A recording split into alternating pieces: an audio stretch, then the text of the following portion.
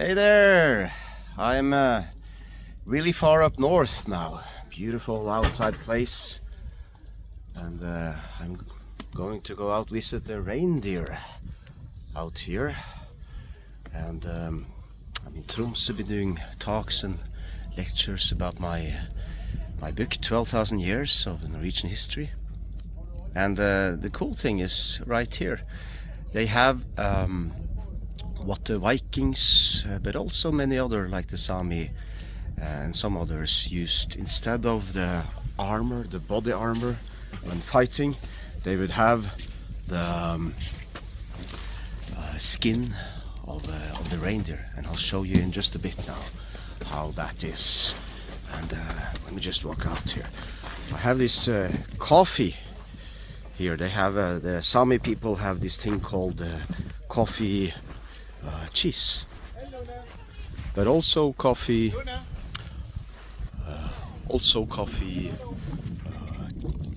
meat. So you drink the coffee and then you can eat cheese. I have to go in now, and I'll join you and I'll show you this body armor now. So this is actually a tourist place where tourists can go up to Tromsø in the far north and learn about the Sami ways and the Sami tradition, and to learn about reindeer, who are well, they're mostly hungry and not really all that cozy. Actually, they're kids. They don't stay close to their mothers. It's really kind of weird in a sense. And if you touch the top of a deer, you invite them to fight, and I'm not going to do that. No. So yeah, there's a lot to learn from up here, and it's about survival for thousands and thousands of years. So look at this. This is the Pesk, it's called. Boy, it's tight, and now it's without arms, but normally it's with arms.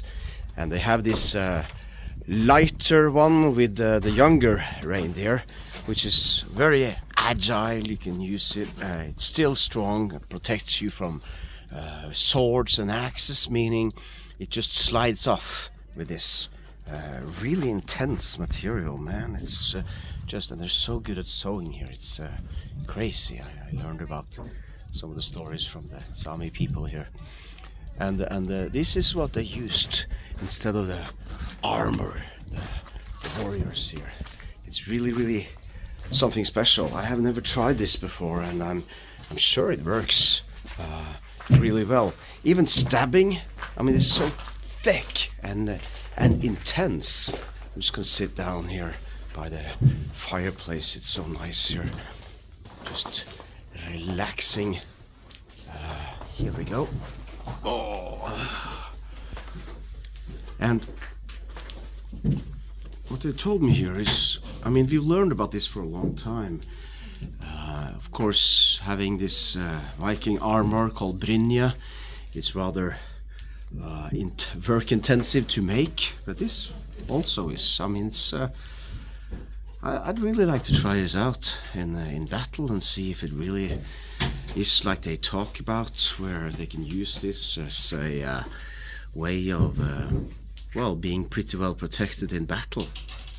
That's truly intense to experience. The mobility that you gain as an advantage from this must have been really spectacular when in warfare.